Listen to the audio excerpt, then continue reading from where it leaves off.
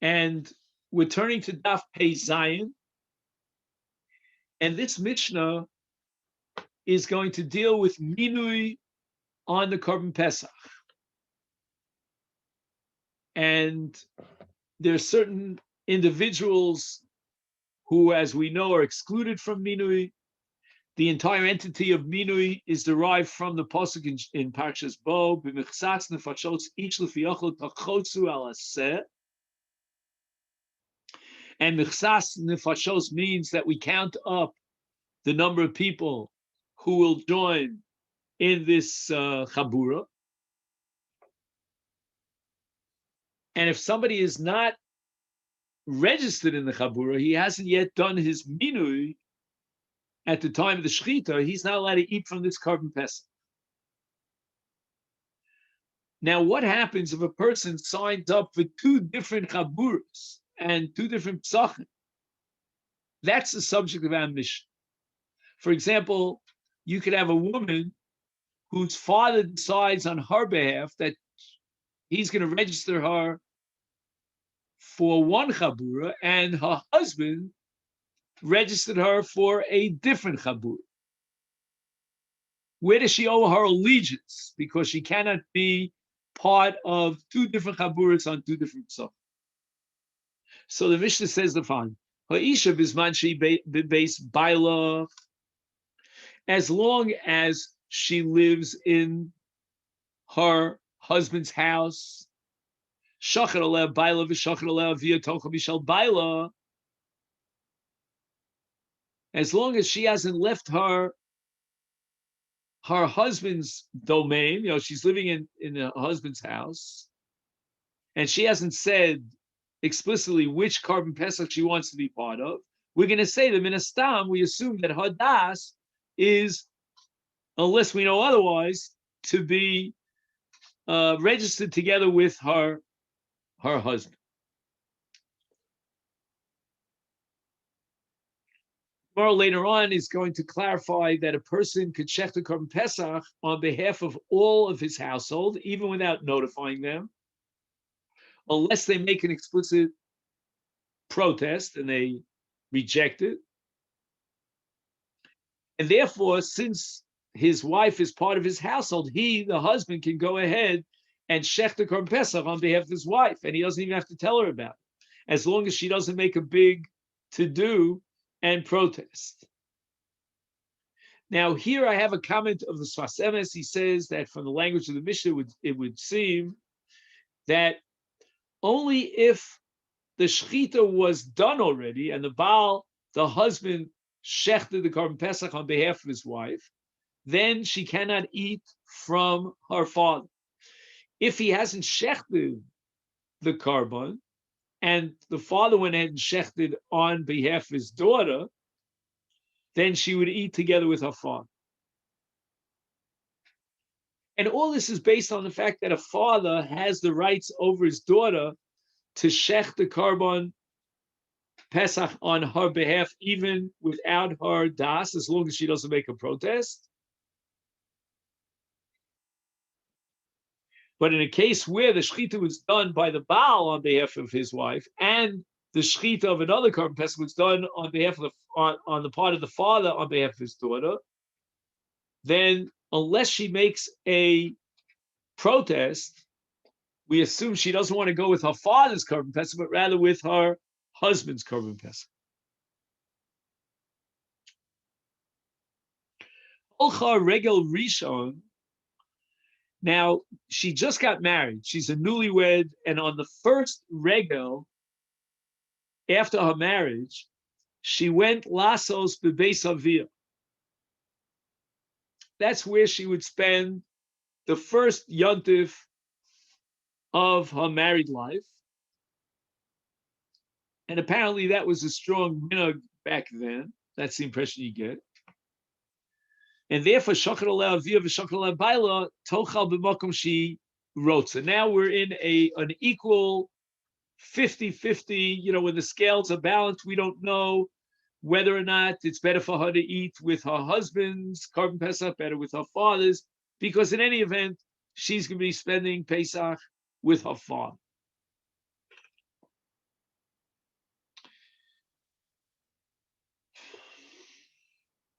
Now, again, if we're talking about a woman who always goes to her father, she sort of like runs away to her father's house, that's a different story. That's called a redufa. We're not up to the sugya of redufa yet. We don't know whether Hadas is to eat with her husband or with her father.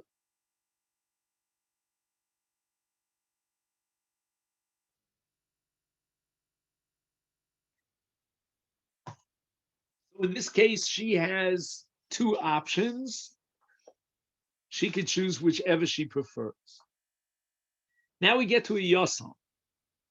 Now, as you know, with regard to an orphan, they appointed apotropsim. The apotropsim were meant to supervise all the affairs of the young yasam, and sometimes the apotropis would be appointed by the father himself before he passed away. Sometimes, if he passed away suddenly, then the apotropis was appointed by the Bezdin. What happens in the case that a Yosam has two apotropsim that were appointed, and Shachtu of apotropsim, both apotropsim on different psachim, they shechted the korban on behalf of the Yosam.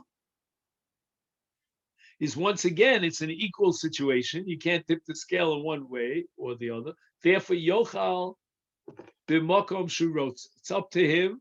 The Yosam will decide where he wants to eat the korban.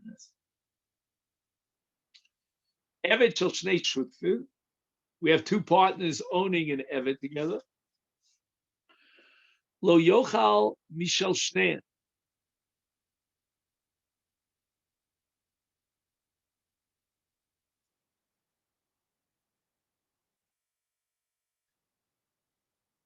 He's completely excluded, not from this one, not from that one.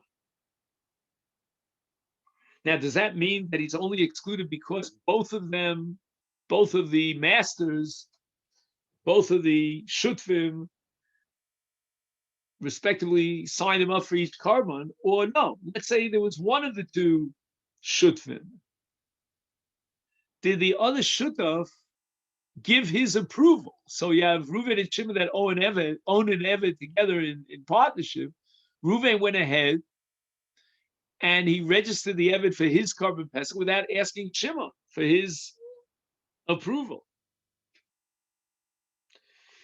In such a case, the Evet cannot eat from a korban pesach. He must get the haskama, the approval of both partners, who will designate the Evet as part of the minu, as part of the chabura. So that's a case of shutfim, of partners in an evet. Mishu chetzio evet v'chetzi ben chorin lo yochal mishal rabba. In other words, in such a case, we assume that there was no minui on behalf of the eved by the adon, by his master.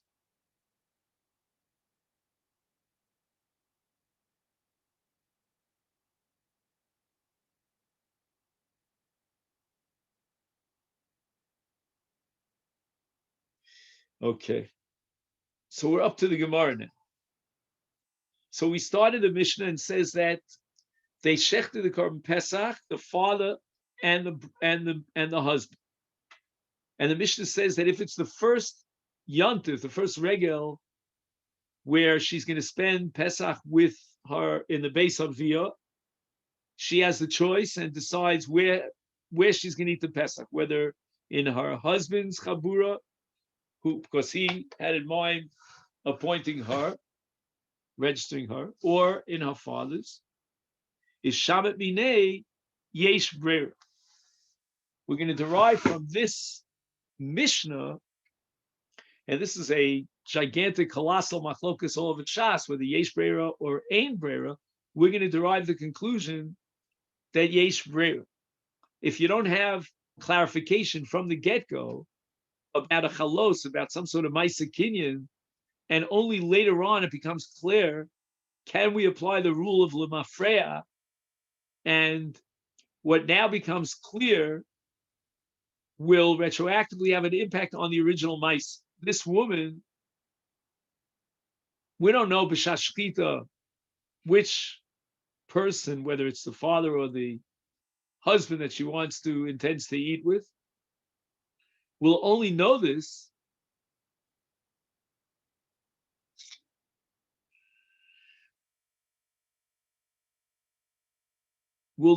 only later on.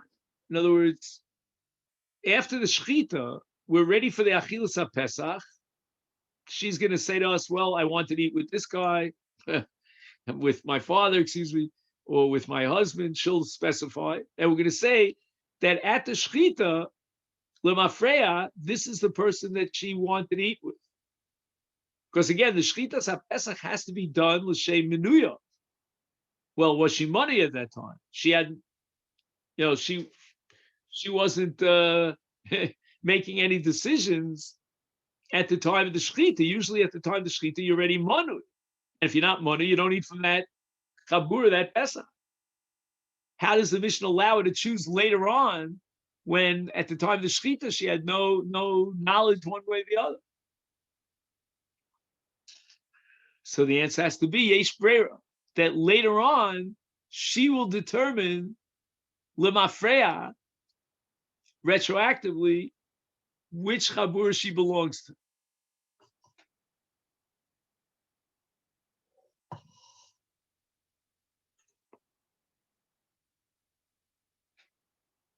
She had to be part of both chaburas, though, right? She had to be listed as part of each one. Well, yes, it means that both the father and the husband registered her, each one for his karma, so that now the Mishnah says the choice is in her hands. But at the time of the shechita, she had not made a decision. She only decided later at the shas achila, I'm going to eat it here with this chabur, my father's chabur. I'm going to eat it here with my husband's chabur. Now, in order to be manu, you have to be manu at the time of the shechita. The time of the shechita, she was undecided. We're going to have to apply the principle of yesh brera. So the Gemara rejects this. What does it mean when it says in the Mishnah tochal b'makom she rotza? It means that we have to ask her and investigate her b'shas shchita. We're going to hold ein brera, and it has to be determined 100% at the time of the shchita. So at the time of the shchita, we're going to ask her which of the two. You have two options. Decide right now, and we're going to validate the sign-up sheet, in that, with your name attached in that chabur.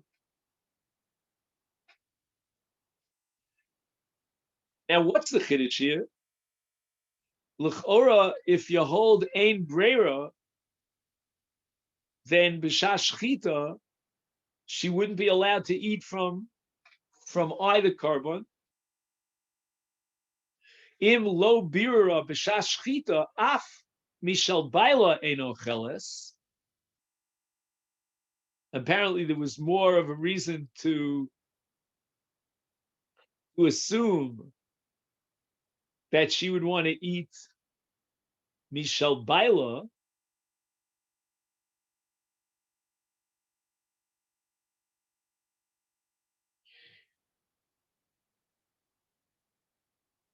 But again, I'm not sure, because is this a case where she's eating the first Pesach of a married life with her father, or is this just the first case of the Mishnah?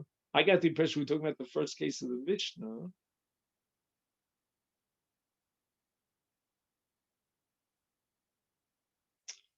Just give me a minute here, because there's a Nachal. We're talking about ein brera, so we have to ask her b'shas shchita. Hachidush bazehu. But we're trying to figure out. I mean, it sounds like the simplest assumption. I mean, If you hold Ein Brera, then we have to ask a B'Shas Shechita. That's exactly what Ein Brera means. He says, no, there's an additional Chiddush here. Shem lo bira B'Shas Shechita, af mishal baila eno cheles. Below Amrinon, she nigreres yoser acher baila. Shirak Bereisha, she bebeis baila, ono omrim, oz, mistama nigreres acher baila.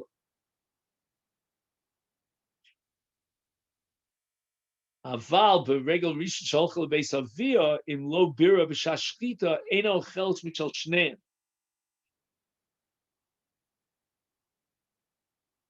Again, if not for the fact that she's eating the first regal of her marriage next to her father, then we would always assume that in a toss-up between the father and the husband, she's inclined to want to eat with the chabur of her husband. And the chiddush here in our case of Ein Brera, that if there was no birur b'shas shchita, she can't even join by default, so to speak, her husband's chabura. Why not say, she'd always be happy with her husband's chabura, and we saw that in the very beginning of this Mishnah.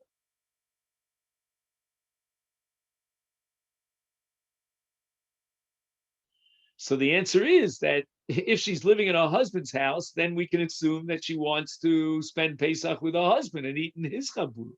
So she's nigreres basar baila.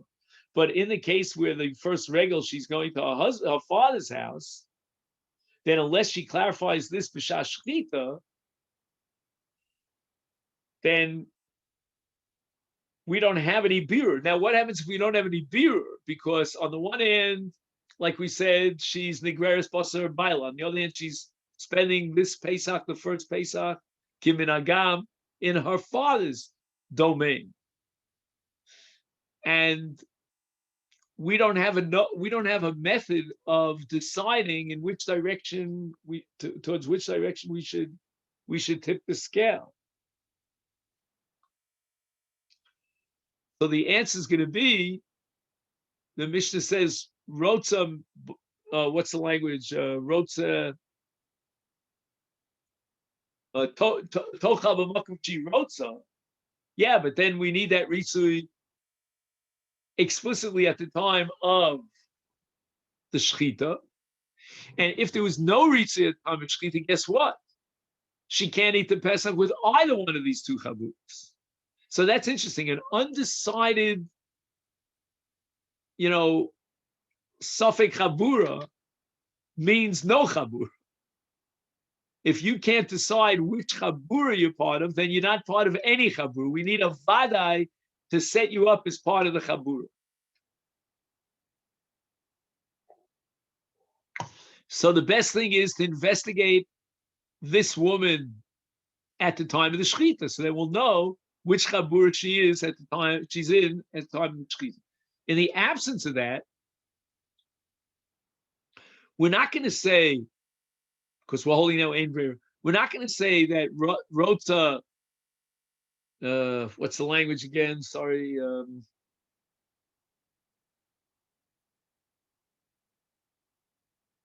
Ochal b'makom she Rota.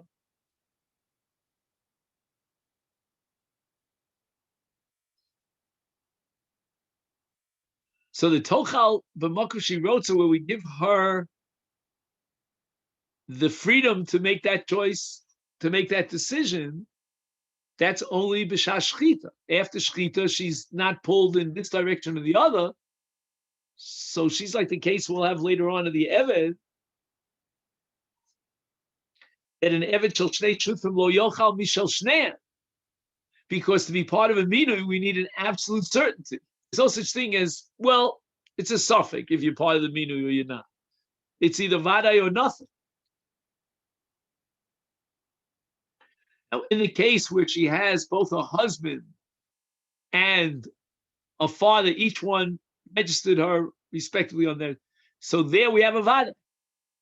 We have a vada that she wants to be nigrar basar of baila. She wants to be with her husband.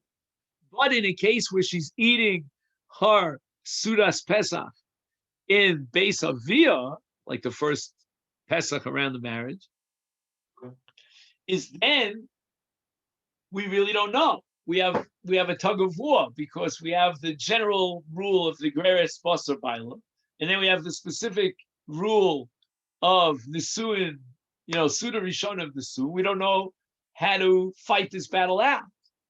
So in such a case, one of two things could happen. Either the Shashchita, she'll tell us which group she wants to belong to, or if that's lacking, she won't eat from either Korban Pesach because we have no definite determination. Again, if you hold Yesh Brera, then it's a lot easier because we could wait until Chas Achila. She could be undecided during this entire period of time, and finally, when it's when it's down to the crunch, at the Shas Achila, she'll decide where she's going. That's if you hold Yesh Brera, but we hold Ein Brera right now.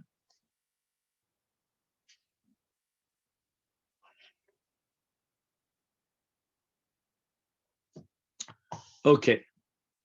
For a minu, the Gemara asks the following question from a Brisa: Isha beregel rishon ocheles mishal avia.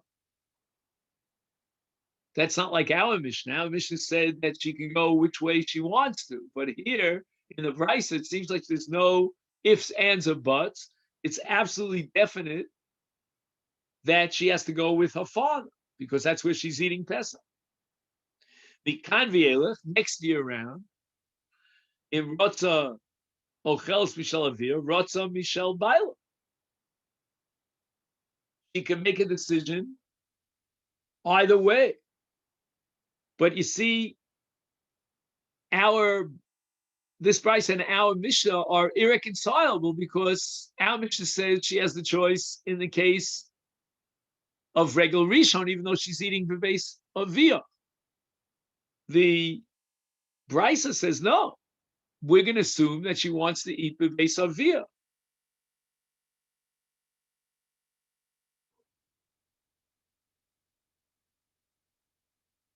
He says here, Divrei HaBrisa Sosun is Divrei HaMishnah. L'gabe Regel Rishon Mavur BeMishnah Shetochel BeMatzon Shiritza BeBrisa Mavur Shetochel Michal Avia. Now, what's the deal in the second Regel? Right? So the Brisa says that Mikan V'elech, right after that first year, then she'll make a decision. The Mishnah says that after the first year, she should eat Mishal Baila. The Brisa is giving her a choice to decide. The Gemara answers Lo Kasha. Kan biradufa lelech, v'kan b'she'ena redufa. The Brisa is talking about a redufa. Redufa is a woman who apparently is not in a happy marriage. That's I'm just guessing. And she's always gravitating back to her father's house. Therefore, we're going to say that in Regel Rishon for sure, according to the Brisa, Hadas is to eat Mishal Avia. And in Regel Sheni, from that first Regel and on, we're in doubt. We have no way of knowing where she wants to eat, because on the one hand, she's living with her husband, but on the other hand, she's a redufa, and she's constantly gravitating towards the premises of her father. Let's understand our Mishnah. And in our Mishnah, we're talking about a case of an Isha Sheina Redufa, so she's not constantly gravitating to her father's rishus, and she enjoys the company of her husband. That's the normal marriage, hopefully. And therefore, we're going to say that from the second Regel and on, it's always a vadai that she wants to register with her husband. And the only exception is the Regel Rishon. There we don't know, because even though she has a normal marriage and a chavivus in her marriage, but nevertheless, the first Regel, the minhag was to eat with your father. And that's exactly what she's doing. And in such a case, we don't know what her decision is, and therefore we have to investigate or interrogate her at the time of the shechita. If we don't do so, she can't eat neither here nor there because we need certainty, and we don't have that certainty. But as far as the Bryce is concerned, the Bryce is talking about a case of a redufa, and therefore, in the case of Regel Rishon, for sure Hadas is to eat to remain home, to eat in her house.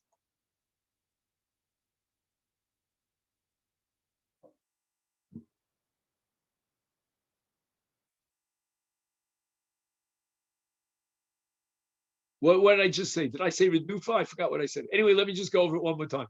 In a redufa, then in Regel Rishon, we say for sure she wants to eat bebeis violet. She wants to eat bebeis avia. I think I made the same mistake twice. That she certainly is aligned with the chabur of her father. Let me get that straight. Because she's a redufa. Again, I don't know exactly how many times she ran away to her father's house to make her into this great category called the redufa. Now, from the first Pesach after her marriage and on, then we really don't know where she wants to eat. She still has a marriage relationship with her husband, but yet she's a redufa. She's, at any opportunity, she gravitates to her father. So that's up in the air. And in our Mishnah, in the case of Eina Redufa, then we always assume that she wants to be part of the Korban Pesach, the Chabura of her husband, with the exception of Regel Rishon, and there we don't know for sure what her das is.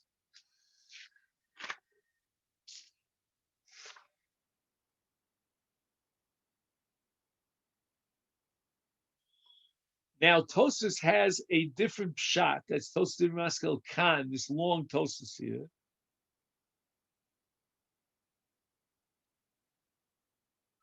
I suggest we wait till tomorrow to let these concepts sink in a bit, because Tosfos is going to turn this whole sugya upside down.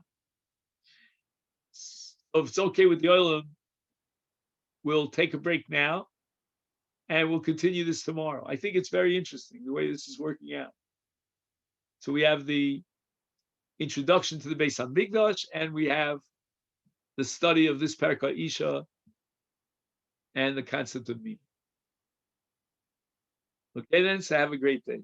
Thank you so much.